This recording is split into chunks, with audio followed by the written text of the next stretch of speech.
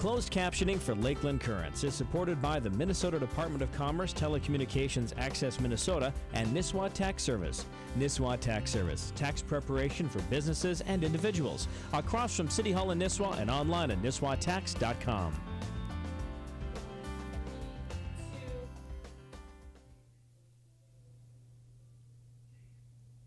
Hello again, everybody, and welcome to Lakeland Currents, where tonight our topic is America's Greatest Brain Drain. I think you will find this program very interesting and also very disturbing.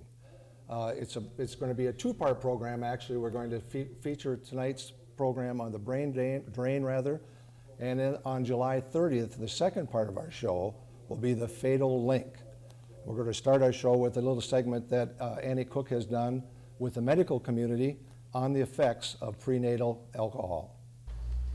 Eating and drinking for situation for pregnant women. If you're thinking of conceiving, you should consume no alcohol whatsoever. You should start a prenatal vitamin and be taking it for at least 3 to 6 months before, again, you even think that you're going to end up being pregnant. A warning that many don't heed, but should if they want a healthy baby. Any amount of alcohol consumption, you're probably putting the fetus at some risk, especially during the first trimester. Drinking during pregnancy can lead to FAS, fetal alcohol syndrome, or a less severe form of the disease known as fetal alcohol spectrum disorder. While physicians don't know exactly how much alcohol causes FAS, they do know that drinking behaviors do have an effect.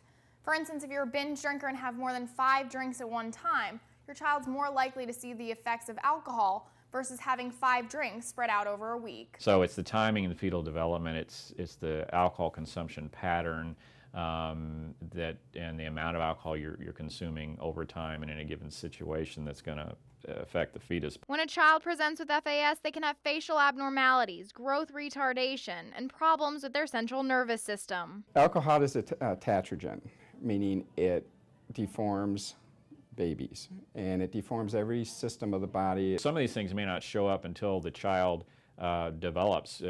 Usually the diagnosis is made in the first 4 to 5 years of age, usually within the first 2 to 3 years of age. Treatment for FAS requires an all-encompassing approach to deal with physical, developmental, and emotional issues. In an ideal world, you want a team approach to this. The good news, it's 100% preventable because you can't spell FAS without alcohol. For Lakeland News at 10, I'm Annie Cook. My guest this evening is Jodie Allen Crow, who is an author of the book The Fatal Link.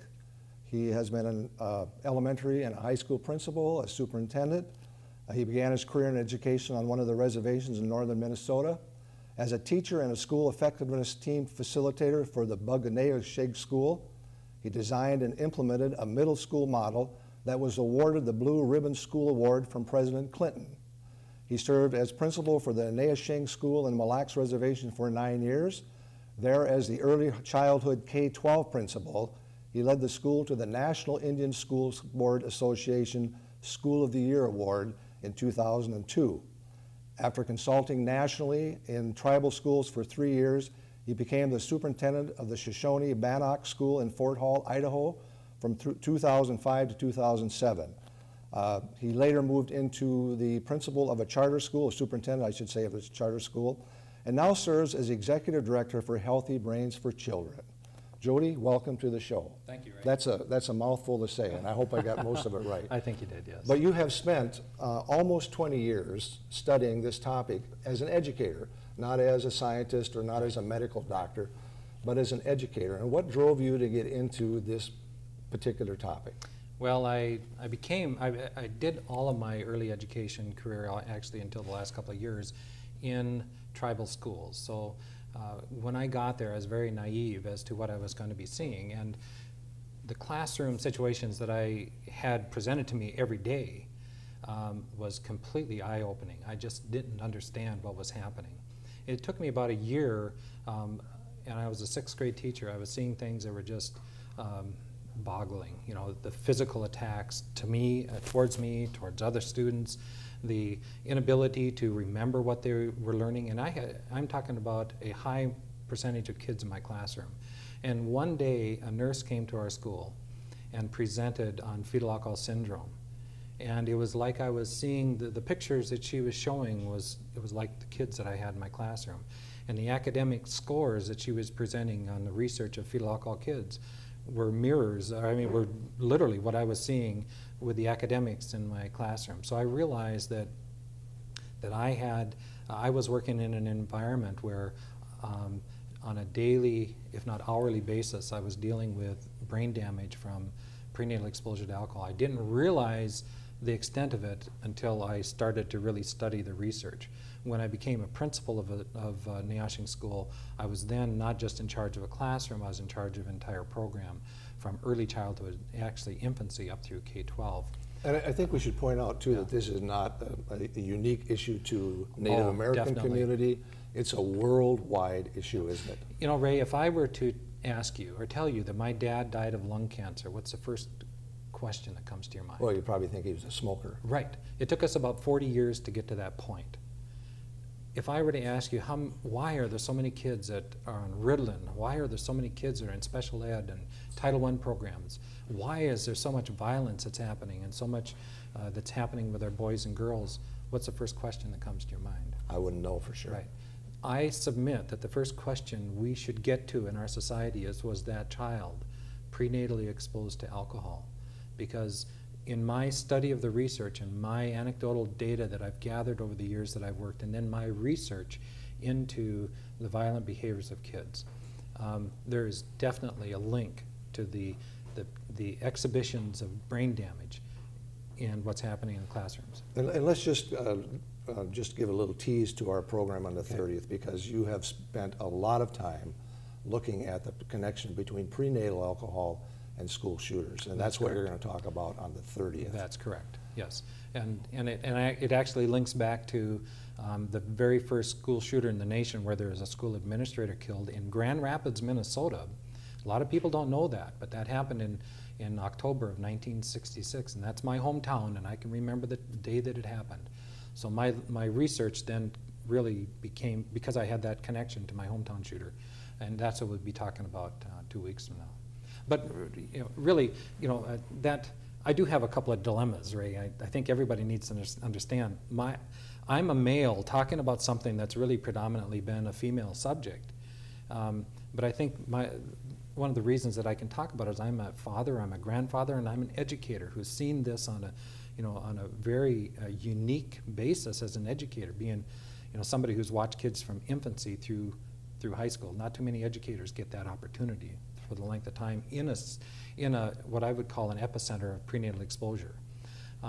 Another dilemma I have is that I'm not a medical doctor and I'm not a psychologist, but I believe that I have a much broader base of experience with prenatal exposure to alcohol, because psychologists and medical doctors don't see kids on a day-to-day basis in a situation like an educator does.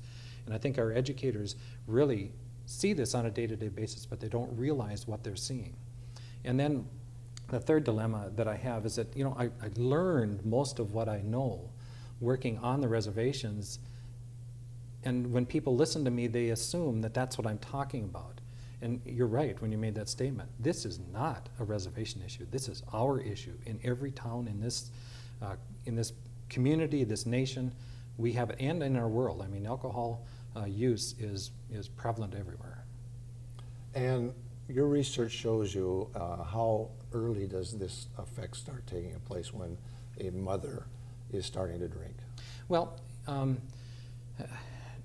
a woman who's involved at the University of Washington gave me this example, and I use this when I present. If you take a dime and you look at the head of the president on the dime, and then you look at the ear on the head of the president on a dime, that's a very small surface area. That's the size of the fetus when the blood starts circulating from the mother to the fetus. So any alcohol, after about the 3rd week, any alcohol that's being ingested by the mother then flows through the bloodstream to the fetus. And you're talking about a small fetus with a small number of cells compared to a full fetus. So the alcohol, the impact of 1, 2, or 3 drinks on that size of a fetus is going to be much more significant than on a full-size fetus at the 9th month. So it really is incumbent on somebody who is, a couple or somebody who is planning on becoming pregnant to not drink, because during that period of time you don't know when you become pregnant. You know, the research is really startling. 60% of Minnesota women are drinking during their childbearing years. 50% of women are having unwanted or unplanned pregnancies. If you just put those two facts together, that means that up to 30% of our children that are coming to our schools have been prenatally exposed to alcohol. Now, I'm not saying that you're going to see FAS, which is the full-blown syndrome, but, and if we can bring up the first slide, we'll talk about FAS. If you look at the slide, you'll see the side of the face that's normal. And a child that's had a lot of alcohol during the fetal development would end up like you see on the right side of the slide, where the head is smaller, the eyes are shaped differently because there's anomalies to the eyes. The palpebral fissures, which is the width of the eye, is in the lower 10th percentile. The ears, there's anomalies to the ears. If you look at the upper lip, it's very thin, and the philtrum. Now that's what's called a syndrome child. That's a child that's had heavy alcohol during fetal development. And you're going to, because you see that, and if you see that child in an elementary setting or high school setting or in the street, you realize that there's something that has happened to that child, and you're not going to have the same intellectual capability. Now let's look at this slide. That, you see that both sides of the face are the same, but that child may have had fetal alcohol, or it may have had alcohol during the gestational period, but the only damage that you're going to observe with that child is exhibitions of brain damage because the brain itself has been damaged. And let's just move on to the next slide, and we'll just see some comparisons of the damage that can happen to the brain. If you look on the left side, that's a normal brain of a child, and this was a 6-week-old child that died of some other reason. The one on the right then is the brain of a child. The only difference between the two was the amount of alcohol that the mother of the baby on the right had, and that baby lived for 6 weeks. Now, that's heavy, heavy prenatal exposure to alcohol.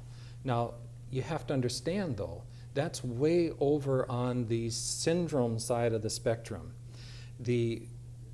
There's damage that happens anywhere from loss of potential that we can't identify or categorize over to death of the fetus. So when we're talking about prenatal exposure to alcohol and somebody says, well, I had a baby that looks perfect.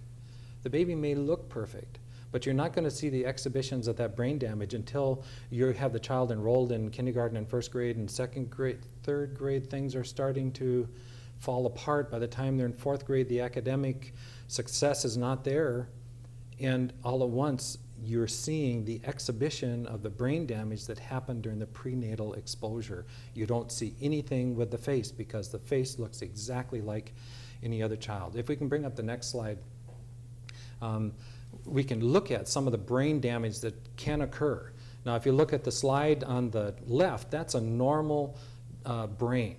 Now, if the arrow is pointing to the corpus callosum, which is really the superhighway of white brain cell matter that moves the signals, the brain signals from, and I'm talking in layman's terms here, from the parts of the brain to whatever other part that signal needs to go to. And it's a superhighway, and those signals just travel exceedingly fast. But if you look at the center slide, that child has called fetal alcohol syndrome, which there's facial features, but if you look at the corpus callosum, it is literally damaged. So instead of it being a superhighway, it's kind of like a state highway, and we're trying to force the same amount of information across that state highway.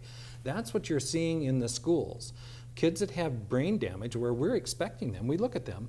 Now, that child may have that same damage and not have any facial appearance. So we're looking at that child and saying, you know, how come you can't do your math? How come you can't read like you're supposed to read? But the brain is damaged and they can't. Now, if you look at the slide on the far right, that brain has almost a complete genesis of the corpus callosum. It's almost completely gone. So that child will never be able to do what we expect a child of that age, and supposedly having, when we hear every child can learn, not every child has the capability to learn what we expect a child of that age to learn because of the brain damage that happens. And I've just witnessed it anecdotally in the classrooms for the 20 years that I've worked. I mean, right there in front of me, knowing that that's what's happened because of the amount of the alcohol in the communities that I was working in. As I got further into it, I was literally asking the question to find out if they're prenatally exposed. Let's bring up the next slide. The researchers, it's hard to do research on human beings, so they look at animals. Now this one here is, they can look at rat pups, and they use rat pups and mice and chicks. And I'll give you a couple examples of some of those research studies. Here's a rat pup that has some of the same damage that you can see on a fetal alcohol full syndrome child, with the eyes, the ears, the upper philtrum, the upper lip. You can see the same type of damage happens on a rat pup. Now they can give rat pups, the mother of the rat pups, enough alcohol that when the pups come out, they look exactly like a normal rat pup. And when they do, well, let's look at the next slide. This one here kind of shows how they can kind of really compare how much alcohol a rat pup can get, because some of the same facial features will start be displayed as what they see with actual humans. So they actually compare some of the facial features. Unfortunately, the humans, can we bring the next slide up? Unfortunately, these children were born with some of the damage. You can see the increasing amount of damage to the facial features of the children on the right-hand side, and you can actually see the corresponding type of damage with the animals. So they can use the animals to provide some correlating research for the brain damage. So let's move on to the brain damage that shows up as exhibitions of brain damage, but you can't see any exhibition. And this is where the medical field has a problem identifying prenatal exposure to alcohol, because they can't see physical physical features of fetal alcohol. Well, Dr. Ann Streiskouth, who's a preeminent researcher, I listened to her one time, and when I listened to her, it was like a revelation to me, because as a principal of the school, I was just correlating what she was saying. One of the animal experiments, they had rats, and they put them in this box. Half of the box was in a shaded area with a shocking device. The other half of the box had a light. Now, a rat's impulse, when the light is turned on, is to go into the darkness. So the researchers would turn the light on, and a normal rat would go into the dark, shaded area, get shocked, come back out and sit in the light area, and they turn the light on, that rat would literally shake. It did not want to go back in there. It knew if it went in there, it was going to get shocked, and it controlled its impulse to go in. Now, the fetal alcohol affected rats, they looked exactly like any other rat. When they turned the light on, the rat would go in there and get shocked. It'd come back out. They'd turn the light on. It'd go back in and get shocked and come back out, turn the light on. And I was sitting there thinking, and the kid would come to my office and they'd get suspended. They'd go back out and they'd do the same thing. And I'm saying, that was first revelation to me that day. The next animal research study was on, they used chicks, and they put alcohol into the egg during the incubation. And they knew how much to put into the egg so that the chick looked exactly like any other chick. But the only thing damaged was the brain. And these chicks, they put them into a box. One side of the box, they had a little container area with an open area. The chicks could go out if they wanted to. But they had a plexiglass window that the chicks could look over and see a feeding dish with some other chicks around it. And of course, their impulse is to try to get to the feed. And they put fetal alcohol affected chicks, looked exactly like others, in with normal chicks. The normal chicks pecked on the window a little bit and found the open door and went over and fed. The fetal alcohol affected ones just kept pecking on the window and pecking on the window. They looked exactly like any other chick. And then the researchers guided them out and let them feed. The next day they put them in there. Normal chicks peck, peck. The fetal alcohol affected ones looked exactly like a normal chick. Peck on the window, peck on the window, peck on the window. They'd guide them out. Next day, same thing, peck on the window, peck on the window. After 5 days, some of those chicks learned. And I sat there thinking, how many times have I had kids who I've taught something, I've retaught, and I've retaught. Some of them got it, some of them didn't. And one more animal research that is very revealing. And there's many, there's just a multitude of them, but these, to me, was very revealing. They took mother mice. The mother mice were fetal alcohol affected. And then the mother mice had their babies, and they had them in a long pen. They took the baby mice and put them at the other end of the pen, and then the nest was on this end. And then they replicated that with a normal mother. And they wanted to see if they had the instinct to get the mice back, and how fast they would get the mice back into their nest, because that's the motherly instinct. Now, the first time over and back between the mother mouse, the fetal alcohol affected, and the normal mother mouse was about the same period of time. The normal mother just kept pounding those babies back into the nest to get them there. But the fetal alcohol affected mother mouse got the first one over about the same period of time. Second one got about halfway across the pen, stopped because they're squealing on both ends of the pen, literally sat there in the middle of the pen trying to figure out what to do, dropped the baby, went back and got the fastest time a fetal alcohol affected mother mouse got her babies back was 18 times longer than a normal mouse. Now, where are we as society spending our dollars? If you think about those 3 animal research studies, and we're talking about, and I'm going to correlate that to the humans. We're talking about people that look like you and I, that have been prenatally exposed to alcohol. And I would look at that person and say, well, I think that person should be doing just like every other human being. But something's not right, and things are happening. They're having kids and abandoning them. The kids are coming to school and they're not learning at the rate that we want them to learn, and we're expecting them to learn. And then we as educators, and this is one of my pet peeves as educators, is that then we expect them to learn everything that they're supposed to learn, and then we start shaming and blaming them when they don't. And then we start pushing them into the secondary disabilities, and that's what next week we'll be talking about. These kids that are going into the violent behaviors and such, and the adults around them are expecting them, because they look at them and say, yeah, look at you, fine young man, you should be acting your age. So for educators, this is huge. It's huge. And yes. The training probably hasn't been there, I would guess, right, to train teachers on what to look for with these type of symptoms. Right. Is there a safe level that a mother can drink? There's so many factors to it. I would just say any drink has a potential to take potential away from your child. And I think this is so critical because you think of all the people who are drinking who have no idea they're pregnant. Right. And you're talking about the fetus the size of the ear on a dime. What's the preventive processes, I guess, would be the absolute most important thing. What I would guess that once that damage is done, is pretty tough to be able to undo it, isn't it? We can't undo it, obviously. Right. But it's to a train lifelong, people. Yeah. It's a lifelong damage. Now there's some research out there that suggests that if you have real early intervention, you can mitigate some of the brain damage that's there. So, certainly I'm not advocating that, okay, it's what's done is done, you can't do anything about it. But I really don't have a lot of hope in my message for people who are already the damaged kids. Unfortunately, I mean, they need to have structure in their life. If they have structure in their life, they have the best chance for success. But quite frankly, Ray, we have generational fetal alcohol that's happening. So we have fetal alcohol affected. I mean, when they hit 18 years old, it doesn't end. I mean, these are people that are having babies at 14, 15, 16, 17 years old. I've had, in one school, I had 2 girls who had their second child by the time they're 14 years old. And these are heavily drinking teenagers. So this is happening at an exponential rate, unfortunately.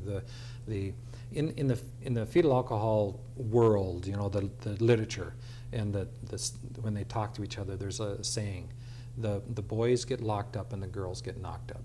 So we have boys who are having their biological age is here.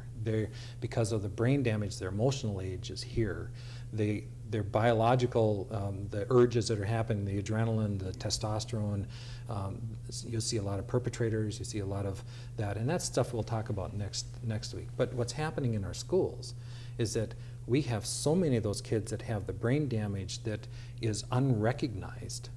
And to me, that is where we're spending so many of our dollars in special education in Title I. Rightly so, we need to be working with the kids, but somehow we've got to go back up the stream and stop the babies from getting put into the stream, so to speak. Somehow get the message out, an awareness message to mothers, potential mothers, that if there's any chance of a pregnancy, don't drink. Don't drink. Right. Wow, that's the discouraging part of this, because Right. of so many people who have been damaged already. And as we mentioned, this isn't unique to Minnesota or the United States. It's a worldwide issue, isn't it? It is, and you know, unfortunately, a lot of people in the States said, well, I want to adopt a baby, but I don't want to adopt a crack baby or a cocaine baby. Now, the one message I want to make really clear: alcohol is a teratogen. It is much worse for a baby, on the fetal development, than meth or cocaine or crack or pot or anything. Alcohol, lead, and thalidomide, those are the three major teratogens. Well, thalidomide's been outlawed. Lead, you hear about it everywhere. You know, billions of dollars lost, you know, all the toys and that sort of thing. Now you're hearing they're going to take library books off the shelf. Are we hearing the message about alcohol? Are we hearing that alcohol, prenatal exposure, is linked to ADHD and to autism and to, you know, depression and all those other categorical things that, quite frankly, the DSM-4, which is the manual that psychologists use, doesn't recognize fetal alcohol. Tell us your website again. We've run out of time. Okay, www.healthybrainsforchildren.org. And they can find answers for some of these questions, at least where to go to. There's some for help. websites linked there, and they can, if anybody wants to contact me, I speak, I present, I train. JodieCrow@gmail.com. Okay, Jodie, thank you for being on the show. Thank you, Rick. Look forward to the July 30th show, where we talk about the fatal link, and that's the connection between fetal alcohol syndrome and school shooters. That's correct. You've been watching Lakeland Currents, where we talk about what you talk about. Thanks for watching. I'm Ray Gildow. So long until next time.